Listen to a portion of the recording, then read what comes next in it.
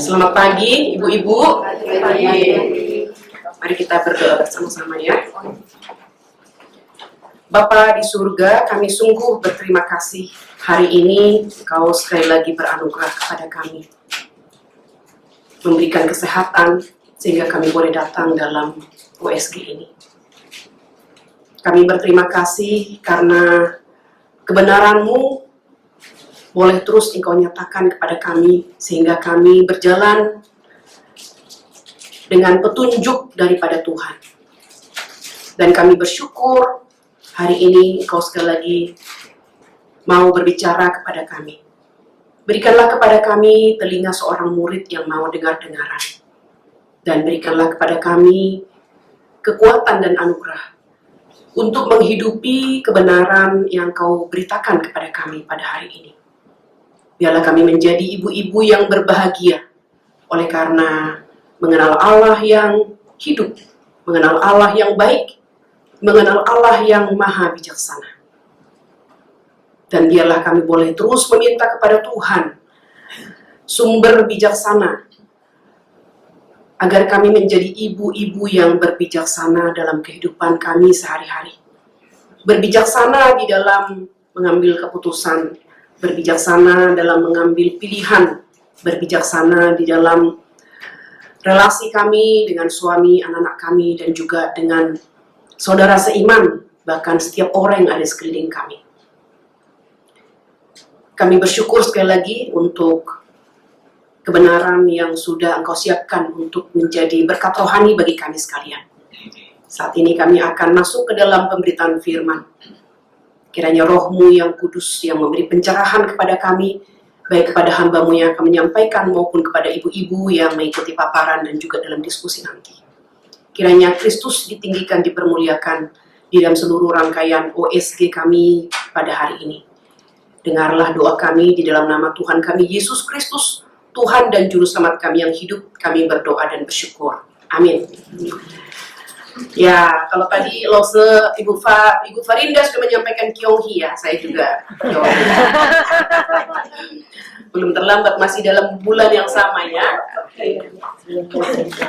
Nah, ibu-ibu di dalam setiap grup kelompok kita sudah diinformasikan ya bab yang akan kita bahas hari ini yaitu bab 9. Oke, kita akan masuk ke dalam pembahasan kita dengan tema hanya Allah yang bijaksana. Kira-kira ibu-ibu ya, sebelum kita masuk pembahasan, adakah yang sudah membacanya? 1, 2, 3, 30 membacanya, cukup banyak ya. Yang datang 20, yang membaca 30 lucu kan ya?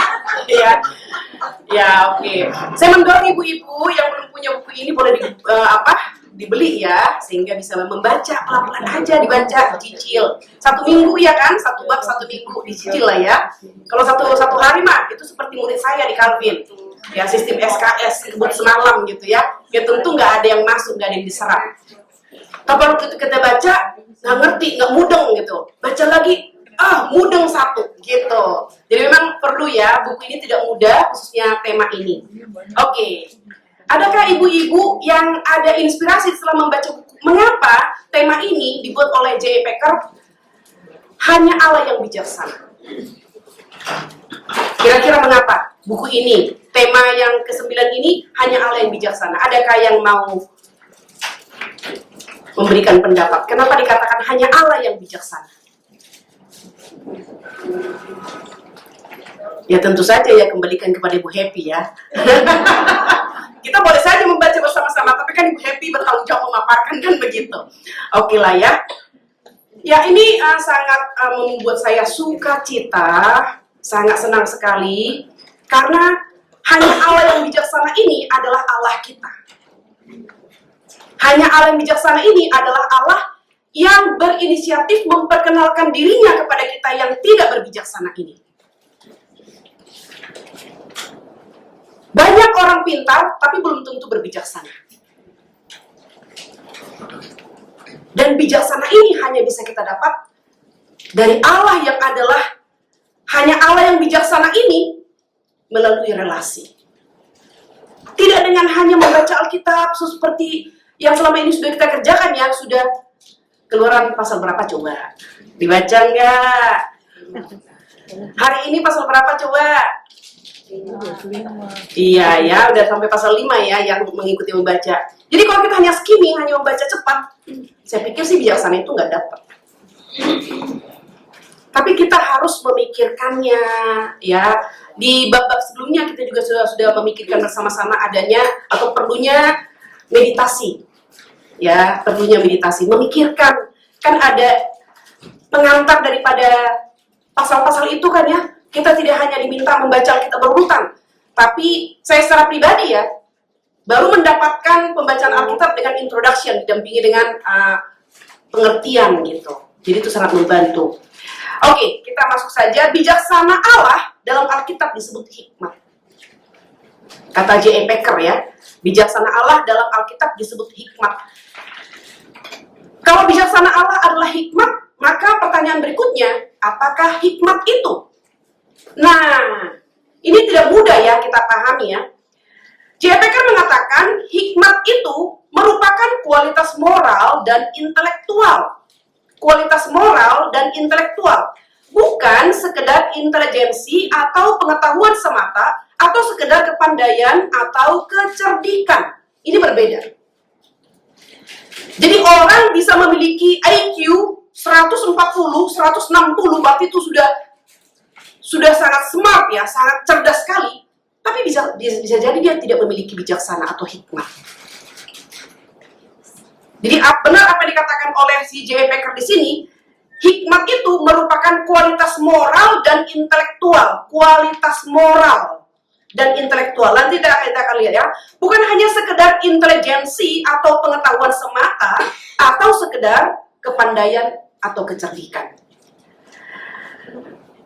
Nah, hikmat itu adalah kemampuan untuk melihat dan kecenderungan untuk memilih tujuan yang tertinggi dan terbaik, serta dengan sarana paling pasti untuk meraihnya. Ini sudah mulai kelihatan ya. Dan kita lihat, hikmat itu adalah sisi praktis atau penerapannya dari kebaikan moral. Yaitu sisi praktisnya atau penerapannya, hidup benar dalam segala aspek. Dan bijaksana di hadapan Allah dan sesama. Itu sebabnya ya, di sini dikatakan hikmat itu merupakan kualitas moral dan intelektual, bukan sekedar intelijensi. Orang yang cerdas tanpa bijaksana, kecerdasan itu bisa dipakai oleh iblis. Dia hanya memikirkan keuntungan daripada intelijensi itu sendiri. Dia tidak memikirkan intelijensinya itu, intelijensi yang tinggi itu, bagaimana bermanfaat bagi sesama dan mempermuliakan Tuhan. Dan ini sangat bahaya, ibu-ibu. Kalau ini dialami oleh anak-anak kita, mereka sadar dirinya cerdas, lalu mereka lulus cum laude, lalu mereka melamar kemanapun diterima, dan lalu mereka tidak lagi memikirkan mana kehendak Tuhan. Tapi mereka pikirkan, karena saya diterima di perusahaan A, B, C, sampai Z yang mereka lamar, semua menerima oleh karena dia cum laude, semua A, begitu ya. Maka ketika dia mengambil keputusan untuk bekerja, dia tidak mengambil keputusan berdasarkan bijaksana dari Tuhan. Tapi dia akan memilih siapa yang memberikan tawaran yang paling tinggi. Dan seorang muda yang baru fresh graduate, yang baru lulus, sebelumnya diberikan uang oleh orang tuanya dan sekarang memiliki uang sendiri, ada banyak kemungkinan dia akan jatuh kepada banyak penyelewengan.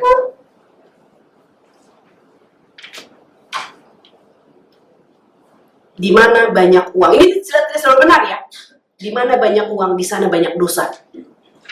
Karena banyak kesempatan. Uang itu membuka banyak pintu-pintu yang tadinya tertutup.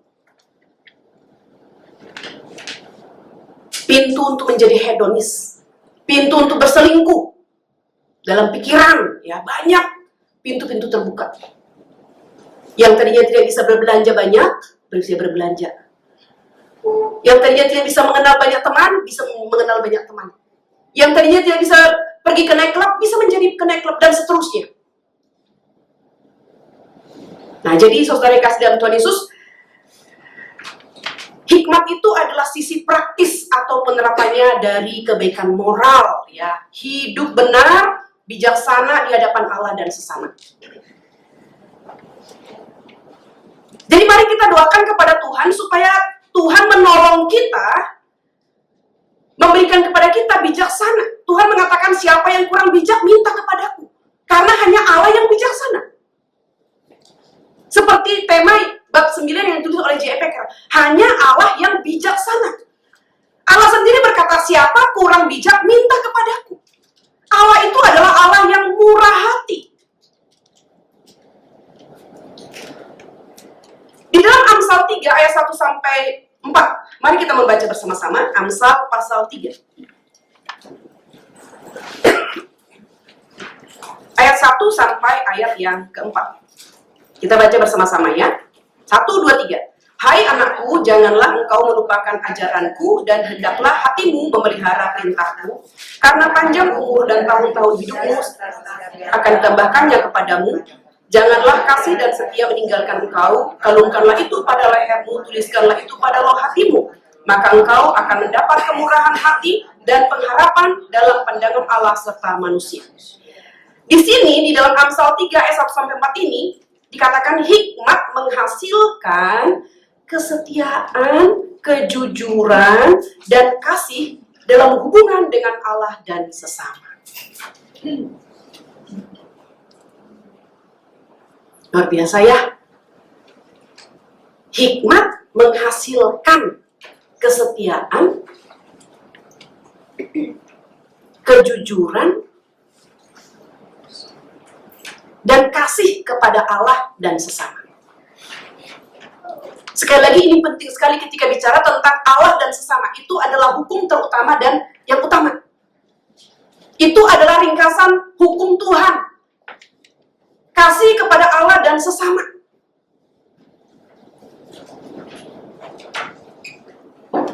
Itu yang dikatakan oleh Pendeta Sitentong. Sukses di mata Tuhan adalah jikalau hidup kita bermanfaat bagi sesama dan mempermuliakan Tuhan. Jadi penting. Ini kita tanamkan pada diri kita dan pada anak-anak kita. Hidup itu harus bermanfaat bagi sesama. Dan yang paling utama, hidup itu harus mempermuliakan Tuhan.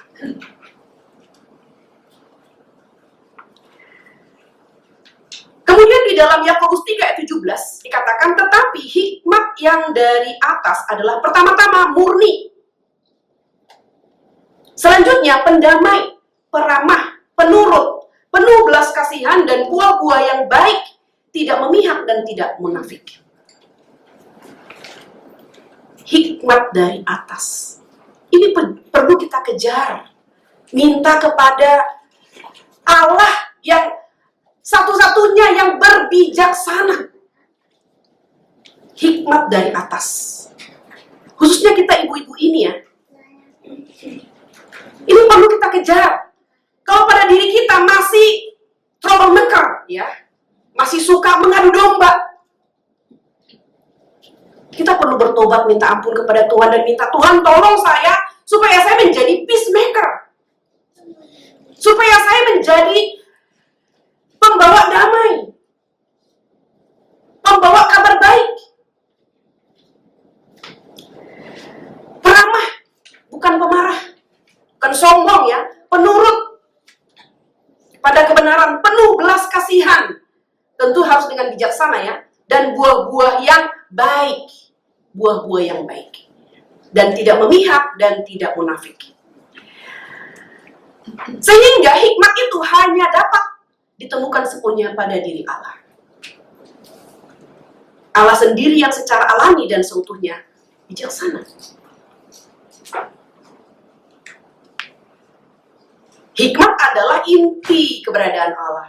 Sama seperti kuasa, kebenaran, dan kebaikan yang ada pada diri Allah ya. Dan semuanya intelijensi dalam karakter Allah. Jadi kalau kita bicara tentang atribut Allah, ini salah satu atribut Allah, bijaksana. Yang dibagikan kepada manusia. Karena ada atribut yang tidak dibagikan oleh Allah kepada manusia. Misalnya atribut maha kuasa, hanya Allah yang maha kuasa. Tapi bijaksana ini adalah salah satu atribut Allah yang dibagikan kepada manusia sehingga manusia bisa bijaksana. Tapi different quality dengan bijaksananya Allah. Bijaksananya Allah adalah sempurna, bijaksananya kita berproses. Ya. Hikmat manusia contohnya. Ya, hikmat manusia contohnya di dalam 2 Samuel 17. Kalau ibu-ibu membaca ini dan juga membaca perikop ini ya, kita akan menemukan cerita tentang pemberontakan Absalom terhadap Daud, ayahnya. Lalu dia meminta nasihat kepada Ahitofel. Dan Ahitofel memberikan nasihat supaya Absalom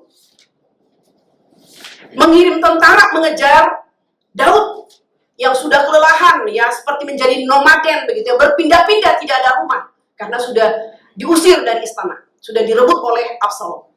Lalu Ahitofel mengatakan, sementara ini Daud masih lelah dan tidak ada tempat berteduh. Segeralah kirim tentara. Dan aku akan memimpin tentara itu, dan hanya satu yang ditangkap, yaitu ayahmu Daud. Rakyat tidak diapa-apain. Hanya Daud saja yang kita tangkap. Tapi Absalom, dia juga meminta nasihat dari nabi yang lain. Berbeda dengan nasihat daripada Absalom, daripada Ahitofel. Dan ketika Ahitofel melihat bahwa nasihatnya tidak didengar, maka dikatakan Ahitofel pulang dan dia bunuh diri.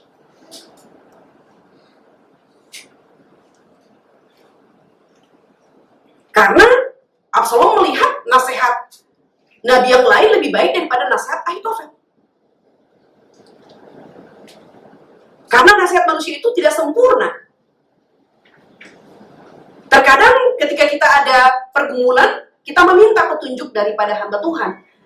Bimbingan dari hamba Tuhan atau saudara seiman yang kita percaya. Di dalam konselor itu bukan menjadi decision maker. Konselor itu adalah pembimbing yang mengambil keputusan A, B, C dari permasalahan itu adalah konselingnya. Konselingnya itu adalah orang yang dibimbing. Jadi dalam hal ini ya, etika konseling harus berjalan. Konselor tidak menjadi decision maker. Konselor itu adalah penasehat. Memberikan pandangan ini, dan si konselilah yang harus bergumul di hadapan Tuhan. Pada akhirnya dia harus bagaimana? Kecuali ada teknik-teknik ya, bimbingan dari psikologi misalnya, untuk mengatasi masalah ini 1, 2, 3, 4, 5, 6 ada bimbingan. Oke, memang sejauh itu teknis bisa mengikuti ilmu psikologi. Tapi pada akhirnya keputusan di dalam akhir daripada permasalahan itu ada pada si konseling. Jadi saudara yang kasih dalam Tuhan Yesus, nasihat manusia bisa kita tolak. Seperti Absalom menolak nasihat daripada Ahitofel. Karena dia melihat nasihat nabi lain lebih baik, lebih rasional daripada nasihat Ahitofel. Ya, di sini kita melihat hikmat manusia dapat gagal karena faktor apa? Situasional dan di luar kontrol daripada orang yang bijaksana. Jadi bijaksana manusia itu, hikmat manusia itu bisa gagal. Hikmat Allah tidak dapat gagal. Karena apa? Hikmat Allah dikaitkan dengan kemahakuasaannya. Ahitofel bukan maha kuasa. Dia terbatas. Maka dia hanya memberikan pandangan seperti ini. Tapi ada pandangan yang lain. Absalom melihat pandangan ini lebih tepat. Maka dia melaksanakan pandangan Nabi yang berikutnya. Tapi pandangan Allah tidak. Hikmat Allah tidak mungkin terbatas karena dia maha kuasa. Dan ini yang kita lihat, hikmat Allah dikaitkan dengan kemahakuasaannya. Petunjuk dari Allah, ya, hikmat daripada Allah, itu disertai dengan kemahakuasaan, itu sangat luar biasa. Ini kita lihat nanti dalam penciptaan. Hikmat dan bijaksana Allah itu dipertontonkan dalam penciptaan. Semuanya ditata dengan sangat amat indah. Semua proporsional. Ibu-ibu yang tahu art, kalau melihat satu painting, itu bisa sampai lama di dalam satu painting, ya, menikmati keindahan painting itu. Dari warna, degradasi, lalu ukuran, dan seterusnya. Itu hanya satu painting. Dunia ini adalah karya penciptaan Allah, di mana kita bisa menikmati keindahan hasil karya Allah, ditata dengan sangat detail dan indah dan sempurna.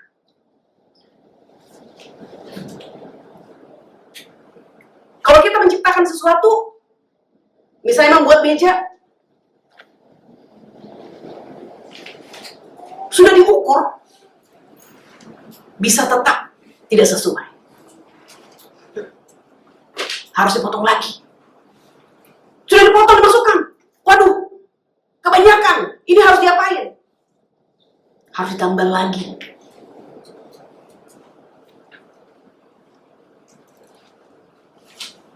Menunjukkan bijaksana manusia itu terbatas. Ukuran yang paling presisi pun bisa meleset.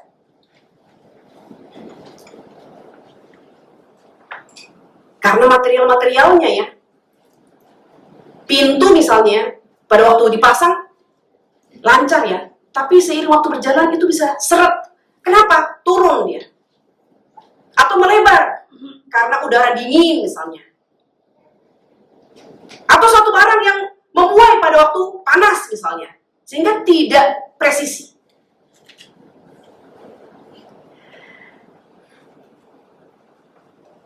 Hikmat Allah tidak dapat gagal karena kemahatauan mengendalikan kemahakuasaan. Kuasa yang tak terbatas dikendalikan oleh hikmat yang tak terbatas, dan ini adalah karakter Allah itu sendiri.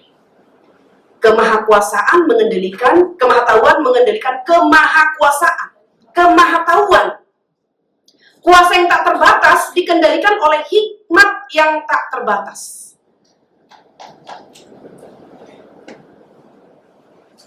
Dan kita bersyukur hanya Allah yang maha kuasa dan maha tahu.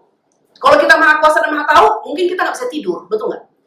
Karena tahu besok anak saya akan flu. Lusa suami akan terpapar. Minggu depan kita yang terpapar. Maka nggak bisa tidur. Waduh, besok anak saya akan sakit, padahal saya besok akan pelayanan kemana gitu, ya. Berikutnya suami saya, waduh cilaka ini, ya. Lalu minggu depan pelayanan begitu full, saya akan terpapar. Jadi karena kita tidak maha kuasa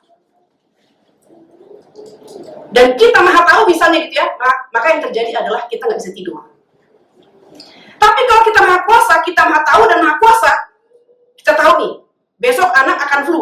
Karena kita maha kuasa, langsung preventif. Ya kan, Tan? Jangan berenang, jangan kena hujan, jangan kena debu, kan begitu. Langsung preventif. Dibikin juga kepada suami, jangan main-main, gitu, ya. Jangan kalau naik sepeda motor, pakai jaket yang tebal, gitu. Langsung preventif, ya. Jangan banyak berenang, misalnya begitu. Nah, jadi saudara yang kasih dalam Tuhan Yesus, Allah yang maha tahu ini mengendalikan kemahakuasaannya. Hikmat Allah saling berkaitan dengan kuasanya. Allah yang maha kuasa memiliki hikmat yang selalu aktif dan tidak pernah gagal. Aktif dan tidak pernah gagal. Mulai dari penciptaan, aktif. Sampai kepada keselamatan, pemeliharaan, Hikmat Allah itu aktif, tidak pasif. Terus bekerja. Hikmat Allah itu terus bekerja, tidak pernah berhenti. Itu sebabnya, ya, kita sungguh bersyukur. Allah yang hikmatnya itu aktif dan tidak pernah berhenti, tidak pernah gagal, itu adalah Allah yang tidak pernah tidur. Bayangkan, hikmat Allah aktif, tapi dia ada waktu tidur. Bagaimana? Berarti dia ada miskontrol. Waduh, tadi saya pas tertidur ya, happy di jalan, jadi terjadi tabrakan, saya nggak bisa kontrol. Baru saya bisa memberikan kepekaan kepada itu untuk injak rem. Tapi yang terjadi, injak gas, akhirnya boom, terjadi tabrakan. Itu namanya Allah yang kacau, betul ya? Dan kita bersyukur, ibu-ibu. Hanya Allah yang bijaksana itu. Di dalam Mazmur dikatakan, dia tidak tertidur, tidak terlelap. Dia adalah Allah yang maha kuasa dan Allah yang maha tahu. Hikmat Allah tidak dapat dipisahkan dari kemahakuasaannya. Di dalam Ayub 9 ayat 4 berbunyi, Allah itu sangat bijak dan kuasanya sangat besar. Sangat bijak dan sangat besar, ya. Ayub 12 ayat 3, pada Allah lah hikmat dan kekuatan. Ayub 36 ayat 5, ia perkasa dalam kekuatan akal budi, intelijensi.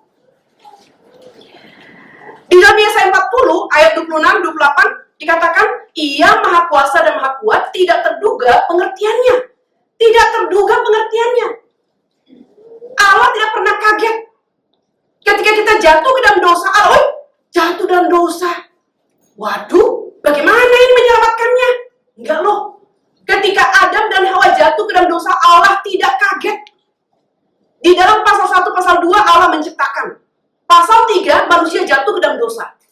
Dan Allah sudah tahu manusia yang akan diciptakan sebagai gambar dan rupa Allah akan memilih di dalam kebebasannya tidak taat kepada Allah. Itu sebabnya di dalam kejadian 3 ayat 1 sampai 4, kejadian 3 ayat 1 sampai 14, di situ cerita tentang kejatuhan. Ayat yang ke-15, Allah langsung memberikan jalan keluar terhadap dosa. Keturunan perempuan akan meremukkan kepala keturunan seular akan meremukkan tumit keturunan daripada si perempuan. Langsung Allah menyediakan jalan keluar dari dosa. Langsung Allah memberikan janji keselamatan dari kejatuhan, yaitu keturunan perempuan. Allah langsung memberikan solusi kepada Adam dan Hawa. Kemudian Allah mengusir Adam dan Hawa dari Taman Eden. Jadi Adam dan Hawa itu keluar dari Taman Eden dengan membawa janji keselamatan. Dan mereka menceritakan itu kepada anak-anaknya. Allah berjanji suatu hari nanti keturunan perempuan akan meremukkan kepala keturunan seular. Dan janji itu diingat oleh Allah.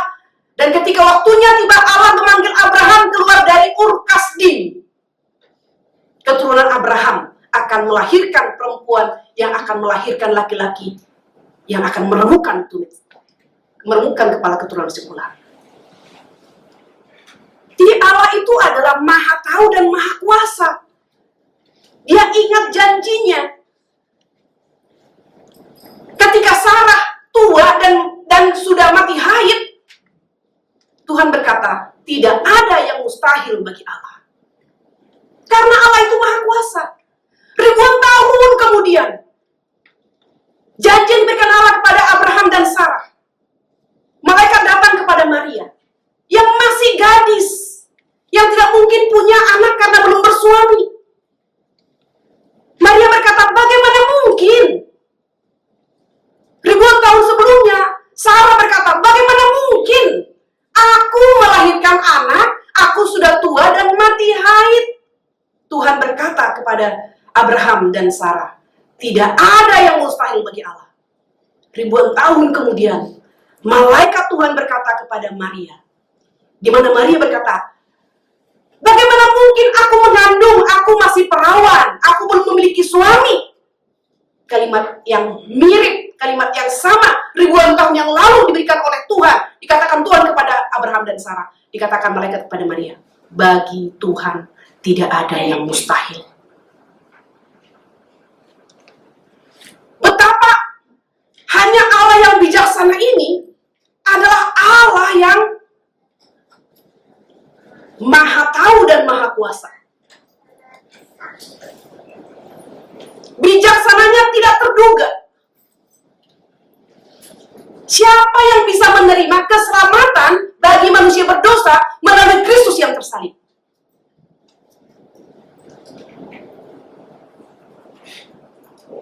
Bagi orang Yahudi itu adalah satu kebodohan. Orang Yunani itu adalah satu penghinaan. Tapi bagi Allah, salib adalah tempat Allah mempertontonkan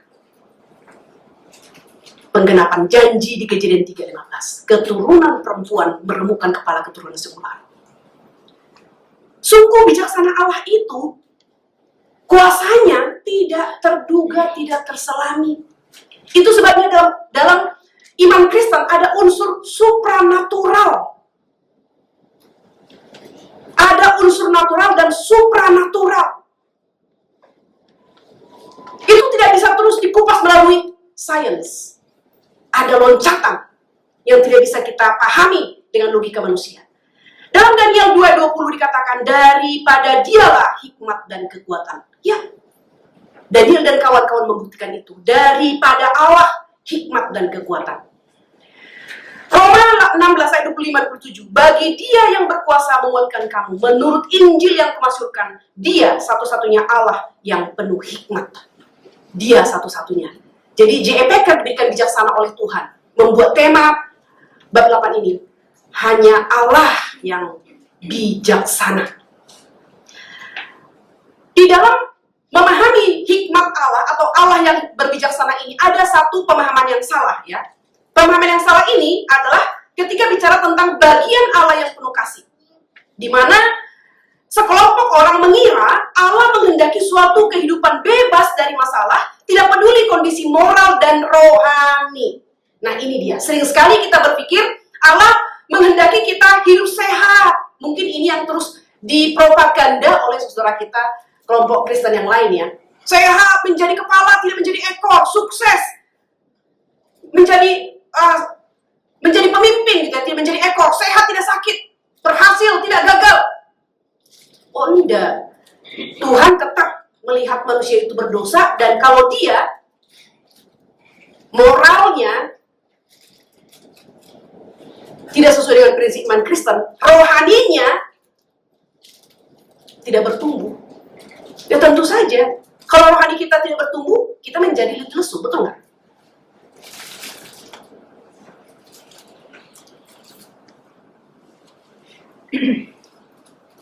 Akan banyak kesalahan-kesalahan yang beruntun dan berulang yang kita lakukan. Dan kalau ada kesalahan tentu ada konsekuensi logis. Iya kan? Jadi ini yang sering terjadi ya. Mengira Allah menghendaki suatu kehidupan bebas dari masalah. Tidak peduli kondisi moral dan rohani. Jadi jika pahit dan menyakitkan, misalnya sakit, kecelakaan, luka, kehilangan pekerjaan, penderitaan orang dikasihi, ataupun sampai terjadi misalnya perpisahan dengan pasangan, menunjukkan hikmat atau kuasa Allah, atau keduanya telah gagal, atau mengatakan Allah tidak ada. Jadi kita mengukur Allah itu, mengukur hikmat bijaksana Allah itu dari perspektif manusia yang terbatas.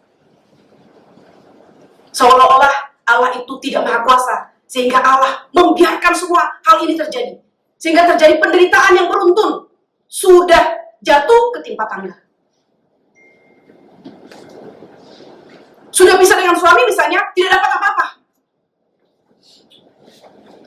Sudah menghabiskan tenaga, muda, kehidupan kita, mendampingi suami kita, dan sekarang sudah umur tidak lagi muda, tidak bisa lagi produktif.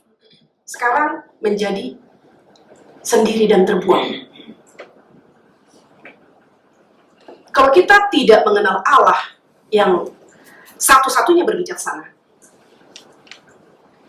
bisa jadi kita juga ada di dalam kelompok ini, mengatakan bahwa hikmat atau kuasa Allah atau keduanya telah gagal, atau mengatakan Allah tidak ada. Kalau Allah yang Maha Kuasa itu ada, mengapa Allah tidak menolong saya? Mengapa Allah tidak menggagalkan perceraian itu? Mengapa Allah tidak menggagalkan kecelakaan itu? Dan seterusnya. Dan saudara, kita lihat hikmat Allah dan tujuannya bagi manusia, ya. Allah dalam hikmatnya tidak pernah berjanji membuat dunia yang telah jatuh dalam dosa menjadi bahagia atau membuat orang fasik, ungodliness menjadi aman. Allah tidak pernah berjanji. Sekalipun kita sudah di dalam Tuhan, sudah mengalami unity with Christ, sudah lahir baru, Allah tidak berjanji hidup akan selalu lancar. Yang Allah janjikan adalah kekuatan menghadapi berbagai kesulitan.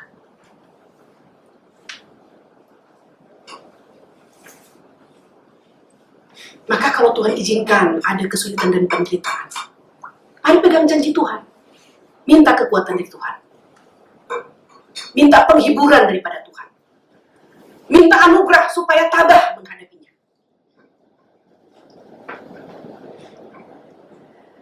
Orang-orang Kristen tidak diberi janji akan kehidupan yang bebas dari masalah, justru sebaliknya. Allah memiliki tujuan lain bagi manusia dari sekedar hidup mudah. Yang pertama, Allah menciptakan kita agar kita mengasihi dan menghormati. Allah memuji Dia untuk segala keanekaragaman dan kerumitan dunia yang tertata dengan sangat rapi dan menggunakannya sesuai dengan kehendaknya dan menikmati ciptaannya dan menikmati Allah sendiri. Yang kedua, tujuan utama Allah bagi manusia dapat terwujud sepenuhnya dalam dunia yang akan datang. Menyenangkan Dia sepenuhnya, memuji Dia selayaknya, Dia menjadi segala-galanya bagi kita. Dan Allah dan manusia bersukacita selama-lamanya karena menyadari mereka saling mengasihi, ya. Umat bersukacita dalam kasih Allah yang menyelamatkan, yang telah ditetapkan sejak kekekalan. Dan Allah bersukacita atas kasih umatnya timbul karena kasih karunia yang dinyatakan melalui Injil. Jadi Allah yang terlebih dahulu mengasihi kita, maka kita harus membalas kasih Allah. Tidak mungkin kita terlebih dahulu mengasihi Allah, baru Allah mengasihi kita. Tujuan utama Allah, kalau tadi jangka ke depannya, ini jangka pendek berarti saat ini, yaitu menarik orang-orang ke dalam hubungan iman, pengharapan, dan kasih kepada Allah. Ya, jadi tujuan Allah mengizinkan kita menghadapi kesulitan untuk sekarang ini, supaya kita ditarik ke dalam hubungan iman, pengharapan, dan kasih kepadanya sendiri. Yang kedua, melepaskan kita dari dosa dan menyatakan kasih karunia-Nya dalam hidup kita. Yang ketiga, melindungi kita dari kuasa si jahat. Dan keempat, agar kita memberitakan Injil ke seluruh dunia yang merupakan sarana untuk menyelamatkan dunia.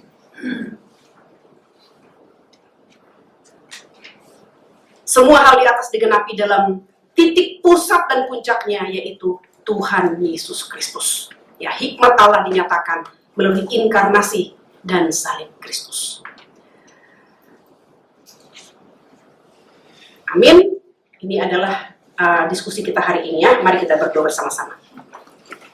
Bapa di surga, kami sungguh berterima kasih karena kami tahu hanya Engkaulah yang berbijaksana.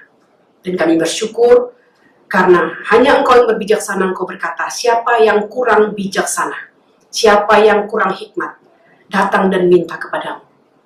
Oh Tuhan, saat ini kami datang, manusia-manusia yang bodoh ini, manusia-manusia yang lemah ini, meminta kepadamu, berikanlah kepada kami hikmat dan bijaksana. Supaya kami boleh menata pekerjaan kami, keluarga kami, menjadi indah sesuai dengan kehendak Tuhan. Supaya kami dapat berelasi dengan baik berbahasa dengan bijaksana dan penuh hikmat dengan setiap orang. Demikian juga ya Tuhan, agar kami boleh mengajar anak-anak kami, menginjili anak-anak kami, dan membimbing mereka untuk meminta hikmat bijaksana kepada Tuhan. Demikian juga pasangan kami masing-masing. Bapa di surga, terima kasih untuk kebenaran ini. Materaikanlah di hati kami. Dengarlah doa kami dalam nama Tuhan kami, Yesus Kristus, kami berdoa dan bersyukur. Amin.